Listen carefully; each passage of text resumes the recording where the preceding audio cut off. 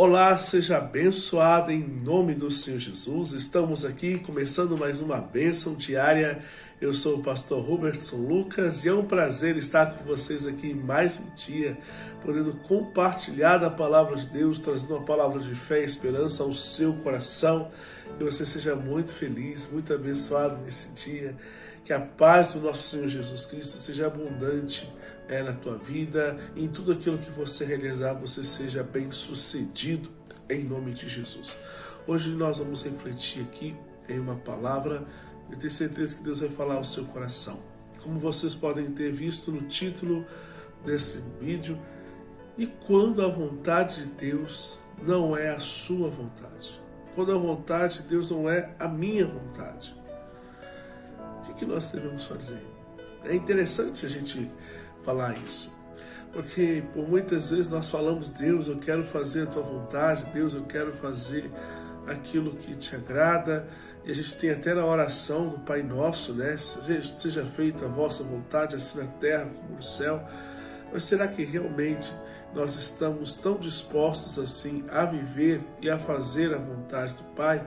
E quando Deus nos pede algo, ou a vontade de Deus é algo que nós não estamos dispostos a fazer, quando nós não estamos dispostos a viver aquilo ali, e aí, como é que nós fazemos?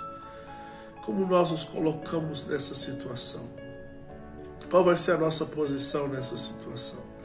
Será que nós vamos ter a posição de servo e de pessoas que realmente creem em Deus, que vão ali se sujeitar à vontade de Deus e vão fazer mesmo que não seja da sua vontade? Ou será que nós estamos querendo, por muitas vezes, fugir da presença de Deus? E a gente vai lembrar de Jonas, né? Que Jonas, ele recebe uma direção, recebe uma palavra de Deus para que ele fosse até Nínive, e nessa cidade ele pregasse a palavra. Nínive era uma cidade onde as pessoas cometiam vários erros, tinham várias práticas erradas, práticas pecaminosas que afastavam aquele povo de Deus. Era um povo que era cheio de pecado, cheio de maldade, tantas coisas ali ruins naquela cidade. Jonas sabia disso. Então, quando Deus dá a palavra para Jonas, para que ele fosse lá e pregasse a palavra, para que aquele povo se arrependesse, né? Para que aquele povo se arrependesse dos seus maus caminhos, Jonas tomou a decisão. E é interessante que a decisão de Jonas, ela foi tomada não porque ele tinha medo do povo de Nínive. Não. Ele tentou fugir, não é porque ele estava com medo de ir para Nínive pregar. Ele tentou fugir da presença do Senhor. A Bíblia deixa isso bem claro. Ele tentou fugir da presença de Deus. Ele não queria obedecer. Ele não queria fazer aquilo que o Senhor estava ordenando, porque ele sabia do que Deus iria fazer. Ele já entendia o propósito de Deus, ele já imaginava o propósito de Deus, e ele revela isso em Jonas capítulo 4, no versículo 1. E a gente vai ler o texto aqui para a gente entender melhor. Está escrito assim: entretanto, Jonas ficou extremamente decepcionado com tudo isso e irou-se sobremaneira. Então orou ao Senhor e desabafou, dizendo: Eterno, pois não foi exatamente isso que eu disse quando ainda estava em minha casa? Foi por esse motivo que decidi fugir para Tarsis. Eu sabia que tu és Deus misericordioso, compassivo, longânime, rico em amor e que ameaças castigar, mas te arrependes. Olha qual que era a razão pela qual Jonas estava fugindo. Não é porque ele estava com medo do povo de Nínive. Eu já até ouvi isso. Não. Ele estava fugindo da presença do Senhor, porque ele não queria fazer aquilo que Deus tinha falado. Porque a vontade de Jonas não era a mesma vontade de Deus, porque aquele povo era um povo mau.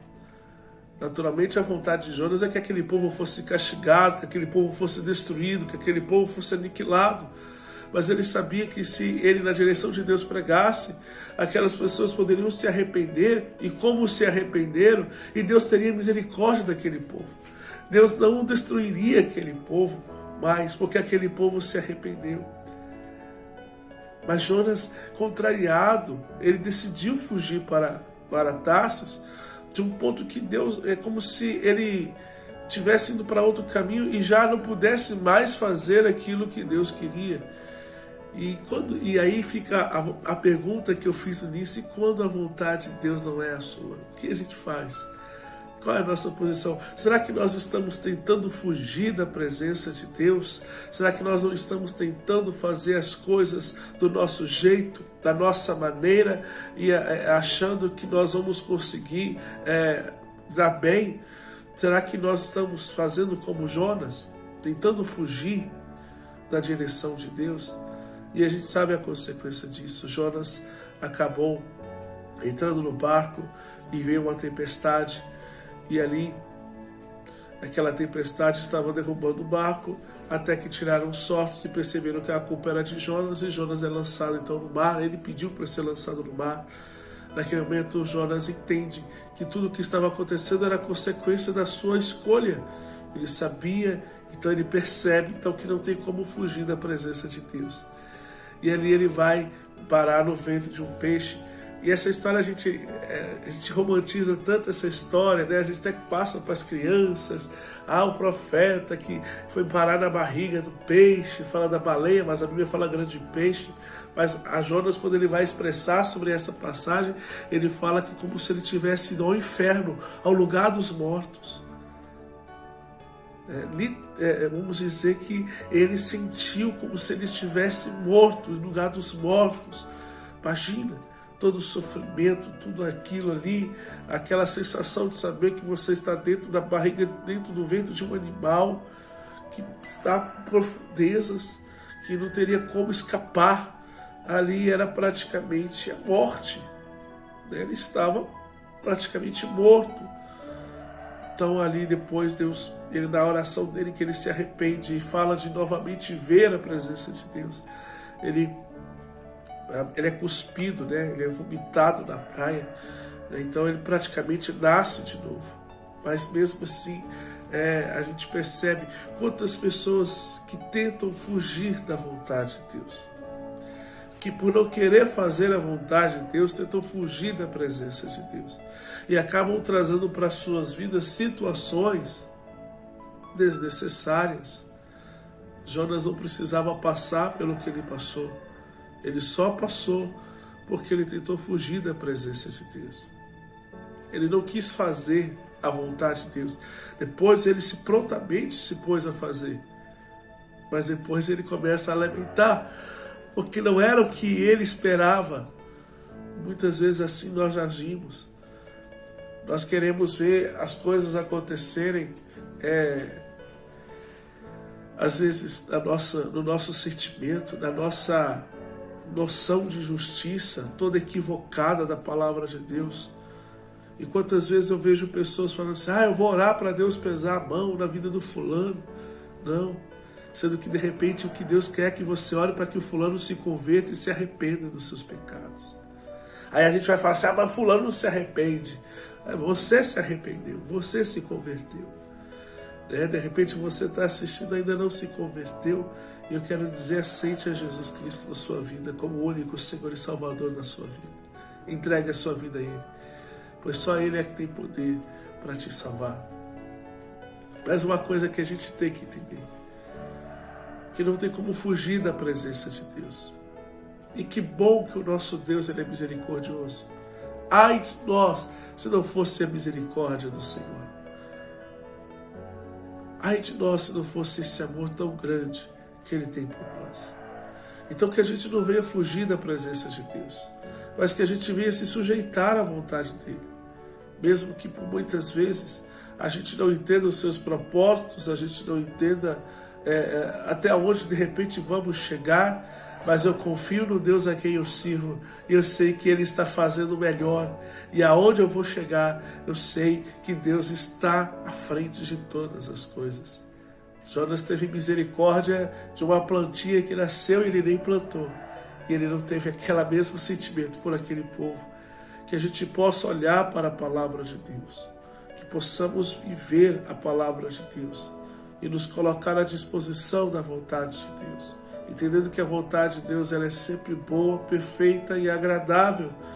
E os caminhos de Deus são muito mais altos que os nossos caminhos. Os pensamentos dele são muito maiores do que os nossos. Nós podemos até não entender o processo, mas temos que entender que o que ele tem que fazer é grandioso.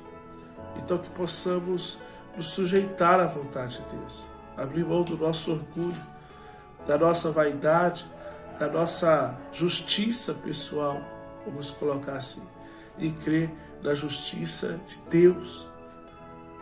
Buscar em primeiro lugar o reino de Deus e a sua justiça.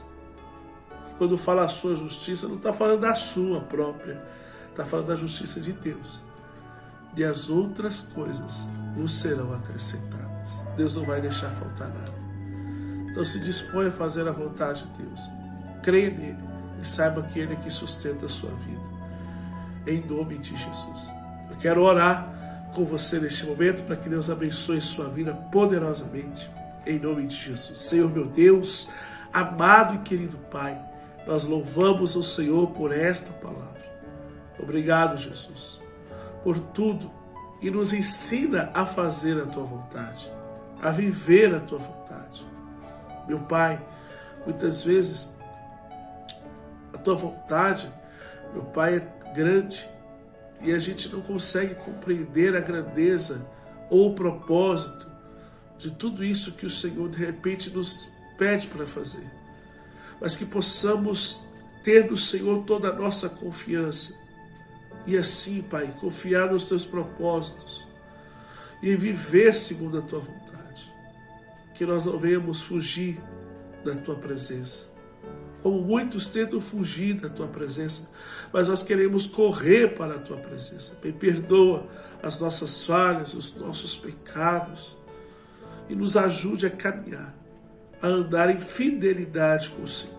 Abençoa a cada irmão, a cada irmã, que eles possam contemplar o Teu poder. Em nome de Jesus, é aquilo que eles precisam, eles recebam de Tuas mãos. Envolva agora cada um com o Teu Espírito, Pai, eu te peço, trazendo cura, trazendo libertação a cada um, para a honra e glória do nome de Jesus, que eles possam viver e receber a bênção do Senhor. Em nome de Jesus, amém e graças a Deus. Amém. Que o Senhor Deus derrame sobre a tua vida, sobre a sua vida o Espírito Santo e você seja abençoado em nome de Jesus. Receba aí a bênção no seu dia, que o seu dia seja maravilhoso em nome de Jesus. Guarda essa palavra no seu coração, não fuja da presença de Deus. Não traga para si sofrimentos, confie em Deus, porque por mais que pareça difícil fazer aquilo que Deus está nos pedindo, é Ele que nos sustenta, é Ele que cuida de nós. E pode ter certeza que se Ele nos dá uma palavra, nos dá uma direção, Ele também nos dá as ferramentas para que a gente possa vencer. Então confie em Deus. Em vez de fugir da presença e correr da presença, corra para a presença de Deus e desfrute das bênçãos de Deus na sua vida, em nome de Jesus. Ok? Nós vamos encerrando o nosso vídeo aqui. Quero agradecer a todos por estar sempre participando conosco. Se puder, deixe o seu like, compartilhe o vídeo, faça essa palavra chegar a mais pessoas. Deus abençoe a todos. Tchau, tchau, até o próximo vídeo.